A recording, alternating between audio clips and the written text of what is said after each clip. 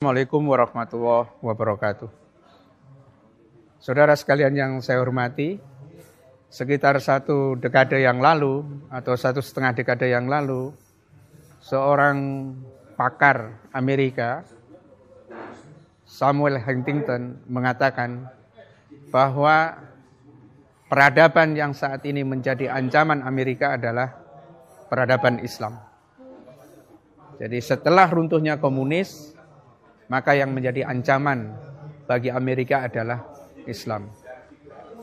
Rupanya pernyataan-pernyataan ini yang disusun dalam sebuah buku yang sebenarnya tidak terlalu tebal karena berasal dari beberapa makalah saja, telah membuat agitasi dan men-trigger pemerintahan Amerika untuk memberikan perwujudan dari pernyataan tersebut.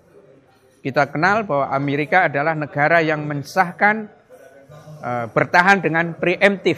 Artinya, jika ada potensi lawan yang perlu dihabisi, maka mereka tidak segan-segan, dia akan menyerang lawan tersebut, sekalipun lawan pihak yang disebut lawan itu sebenarnya tidak bermusuhan dengannya. Pertanyaan pertama yang perlu kita cermati adalah, apa sebetulnya makna yang disebut dengan peradaban itu? Kalau kita merujuk pada bukunya Samuel Huntington sendiri, Clash of Civilization, sebenarnya tidak ada definisi yang jelas tentang apa itu disebut peradaban. Tetapi jika dilihat dari kriteria-kriterianya, di dunia ini ada sekitar 6 peradaban. Pertama adalah peradaban Amerika, yang kedua adalah peradaban Timur, India, yang dipresentasikan oleh Hindu, ketiga adalah peradaban komunisme, kemudian Konfusianisme, dan satu lagi adalah peradaban Afrika yang lebih pada merek tradisionalisme. Lalu apa makna peradaban itu? Sekali lagi kalau mengacu pada karya-karya Samuel Huntington atau para akademisi lain, itu tidak ada yang memadai. Karena itu perlu kita definisikan sendiri. Dan di sini Hidayatullah memberikan definisi yang sangat menarik. Apa yang disebut dengan peradaban adalah manifestasi iman dalam setiap aspek kehidupan. Jadi inti dari peradaban adalah iman. Inti dari peradaban adalah ideologi. Dan dari ideologi inilah ada manifestasinya. Pertama, manifestasi pada ranah intelektual yang akan berpengaruh pada khasanah imajinatif. Yang kedua adalah ranah yang masuk pada dunia nyata. Ya. Yang kedua adalah manifest pada dunia imajinal. Yang kedua adalah pada realitas yang nyata. Kalau kita bertumpu dan mengambil definisi ini sebagai standar, maka wajar jika Islam itu disebut sebagai peradaban. Pertama, Islam memiliki ajaran dengan iman yang sudah jelas. Dan karena itu Islam juga memiliki ideologi. Karena yang dimaksud dengan ideologi adalah nilai-nilai hidup yang diperjuangkan. Dan Islam memiliki sejarah yang bisa diukur dengan cermat, bahwa kehadiran Nabi adalah memanifestasikan iman itu dalam setiap aspek kehidupan. Dan Nabi dalam kehidupannya bersama sahabat memang mampu membangun sebuah peradaban, yakni peradaban Islam. Ya, yang terwujud dalam prototipenya berpusat di Madinah. Nah, kita sebagai umat Islam ini harus menempatkan pengertian ya dan makna peradaban itu dalam mindset, dalam visi hidup kita. Karena Nabi juga memanifestasikan bagaimana iman itu terwujud dalam terwujud dalam berbagai aspek kehidupan, apakah itu bersifat ekonomi, politik, hukum, sains, bahkan seni, dan tentu saja dalam beribadat, maka sudah sewajarnya kita sebagai umatnya juga harus memanifestasikan iman itu dalam semua aspek kehidupan. Memang kalau yang terjadi seperti ini, semua peradaban, semua ideologi ketika berinteraksi akan masing-masing menunjukkan superioritasnya itu. Nah, begitu juga ketika Amerika melihat Islam, Islam dianggap sebagai ancaman karena memang potensial nilai-nilai Islam itu menyebar ke seluruh Amerika. Dan kalau nilai-nilai Islam itu menyebar ke seluruh Amerika, maka bisa dikatakan nilai-nilai sekulerisme, nilai-nilai barat, ateisme akan musnah pelan-pelan.